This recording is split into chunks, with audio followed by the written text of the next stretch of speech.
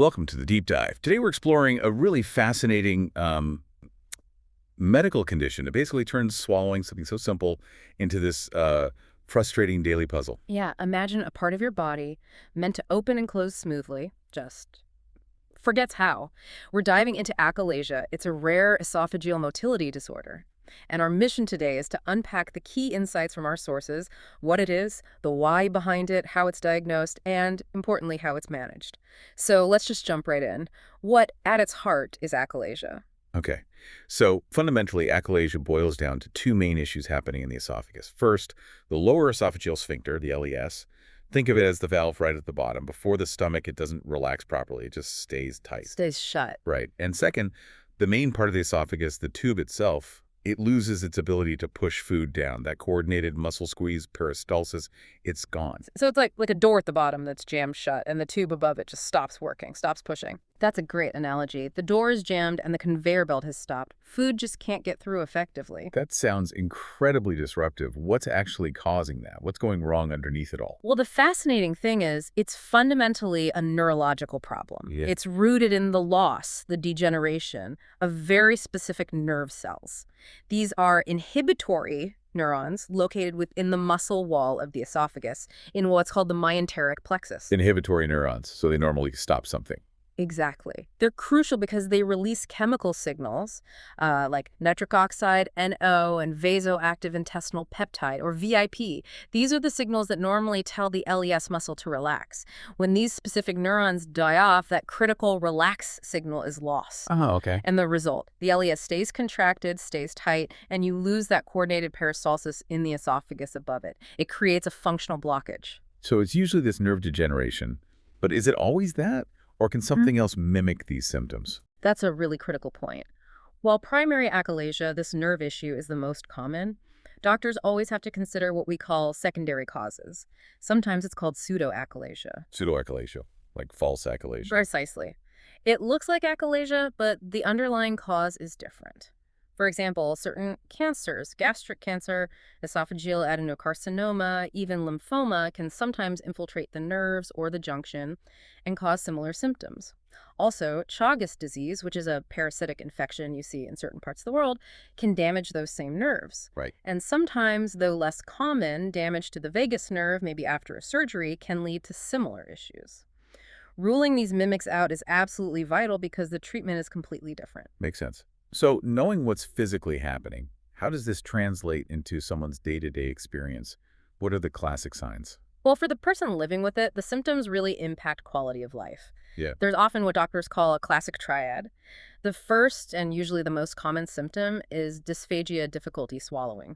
And what's really characteristic here is that it's often difficulty with both solids and liquids. That's a key clue. Both, right. Not just steak getting stuck. Exactly. Second is regurgitation, but it's typically undigested food coming back up, sometimes hours after eating. This can happen a lot at night, which raises the risk of aspiration food going into the lungs. Which is dangerous. Very. And the third part of the triad is often retrosternal chest pain. It's not heart pain, but pain behind the breastbone, probably from esophageal spasms or the esophagus working against that tight LES. That triad sounds pretty definitive. Are there other common symptoms people should know about? Oh, definitely. Because eating is so difficult and uncomfortable, significant weight loss is very common. People might also mention heartburn, but it's usually not true acid reflux like in G or die. It's more that non-acidic regurgitation feeling. Oh, okay. Different source of the burning. Right. And that nighttime regurgitation can also cause a chronic cough, again, linked to that aspiration risk, maybe leading to pneumonia. And, if food is sitting in the esophagus for a long time, it can cause halitosis or bad breath. So it really paints a picture of how much this can affect someone. Absolutely. Okay. Okay, so given these symptoms, how do doctors pinpoint achalasia? This is where the diagnostics get interesting. What's often the first step? Often, the initial investigation is a barium swallow or an esophagogram. It's an X-ray test where you swallow a contrast liquid. And what they're looking for is this really classic visual sign called the bird's beak. Bird's beak. Yeah, the very bottom of the esophagus where it meets that tight LES tapers down really sharply, looking like a bird's beak on the X-ray image. Above that point, the esophagus is usually quite dilated, widened, because everything's backed up. Wow. You also see that the peristalsis is absent. The barium just sort of sits there, and emptying into the stomach is really delayed. That bird's beak is quite an image. But is that enough for diagnosis, or is there a more definitive test? The barium swallow gives strong clues, but the gold standard test, the one that really confirms it and tells us more, is esophageal manometry. Manometry, measuring pressure, right? Exactly. A thin tube is passed into the esophagus to measure pressures and muscle contractions. It shows key things. Incomplete relaxation of the LES, the pressure stays high when it should drop. It confirms a peristalsis, basically 100% failed peristalsis in classic achalasia, and often the resting pressure of the LES is elevated too. And does this test help with treatment decisions? Hugely. Manometry allows us to use the Chicago classification to categorize achalasia into different types. Type 1, Type 2, Type 3. What's the difference? Type 1 is classic minimal contractions. Type 2 has the sort of panesophageal pressurization, like the whole thing squeezes at once. Type 3 is more spastic with premature contractions. Knowing the type is crucial because, well, Type 2 tends to respond best to treatments like dilation or myotomy, while Type 3 can be trickier. Okay, so manometry gives the type. What about just looking inside with the camera? An endoscopy or EGD? EGD is essential, absolutely. But its main job here isn't usually to diagnose achalasia itself, although you'll see signs like a dilated esophagus, maybe retained food or saliva. So what is its main job, though? Its most crucial role is to rule out other causes, especially malignancy, that pseudoachalasia we talked about. You need to make sure there isn't a tumor causing the blockage. So EGD is mandatory, really, to exclude cancer. Right, critical safety check, got it. And sometimes, depending on suspicion, maybe a CT scan or MRI might be needed, or tests for Chagas disease if the person is from an endemic area. So once you have that firm diagnosis, you know the type. What are the options for relief? This must be where treatments have really advanced. They really have. We can start with things offering temporary relief. There are some medications, things like nitrates, isoborbidenatrate, or calcium channel blockers, amifidipine, diltiazem. They aim to relax that LES muscle a bit. Their effect is often mild and temporary, though. Okay, so pills first, maybe. What else? Another option, also temporary, is endoscopic botulinum toxin injection. Botox. Botox. Yeah. In the esophagus. Yep. Injected right into the LES muscle during an endoscopy. It works by blocking acetylcholine release, which helps the muscle relax.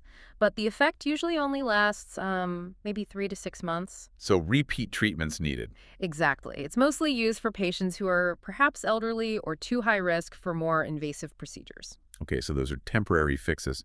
What about longer-lasting solutions? For more definitive treatment, we move to procedures. A major one is pneumatic dilation. This involves inserting a balloon through an endoscope down to the LES and inflating it quite forcefully, usually 30, 35, sometimes 40 millimeters wide. The goal is to stretch and tear those tight muscle fibers. It's intense. Does it work? It can be quite effective, yeah. Initial success rates are pretty good, maybe 70, 90%, but the relief might not last forever, so people often need repeat dilations down the line. And there is a small risk, maybe around 5%, of actually perforating the esophagus, which is serious. Okay, risk to consider. What about surgery? Surgery is often the most durable option. The standard is laparoscopic Heller myotomy. Basically, the surgeon makes small incisions in the abdomen and precisely cuts the muscle fibers of the LES. Just the muscle, not the lining. Cutting the tight muscle. Makes sense. Yes. And crucially, it's almost always combined with something called a fundoplication wrapping part of the stomach partially around the lower esophagus. This helps prevent severe acid reflux, which can happen after you cut the LES. Ah, preventing a new problem. Exactly. Heller myotomy has a very high success rate, often over 90%, and provides long-term relief for most people. And I've heard about something called POENOM. Yes, peroral endoscopic myotomy. This is a newer, advanced endoscopic technique. It achieves the same goal as the Heller myotomy, cutting the LES muscle, but it's all done through the mouth with an endoscope. No external incisions. Wow. It's very effective, similar success rates to Heller. The main potential downside is that it seems to carry a somewhat higher risk of developing GERD or reflux afterward compared to Heller with fundoplication. Interesting trade-offs there. Yeah. So with these advanced procedures, is there anything people can do just in their daily routine to help manage things? Oh, absolutely. Lifestyle adjustments are really important alongside medical treatment. Things like eating slowly, taking smaller bites, chewing food really thoroughly helps it pass down easier. Makes sense. Also, avoiding lying down flat right after eating and sleeping with the head of the bed elevated can significantly reduce nighttime regurgitation and that aspiration risk. Simple things, but they can make a big difference in comfort. Good practical tips. Oh, Now, even with successful treatment, are there long-term things people with achalasia need to be aware of? Any potential complications down the road? yes, that's an important consideration. Even if symptoms are well controlled, the underlying issue is still there to some degree. Complications can develop over time. We've mentioned aspiration pneumonia, that risk remains, especially if there's still some regurgitation. Right. Over many years, the esophagus can continue to dilate and may become very enlarged and twisted, a condition called megaesophagus, where it barely functions at all. Okay. And a That makes complete sense.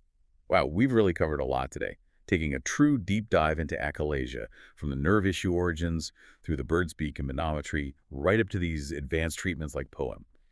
You should now have a much clearer picture of this rare, but definitely impactful condition. Absolutely. And it's a powerful reminder, isn't it, how these intricate systems in our body work and how something seemingly small, like the loss of specific neurons, can have such profound effects on a basic function like swallowing. It really is.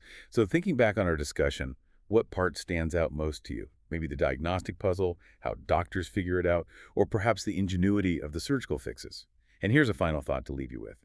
How does a condition like achalasia, so specific to one part of the body, highlight that invisible, complex interplay between our nerves and our basic functions? What other silent background processes are constantly keeping us going that maybe we only appreciate when they falter?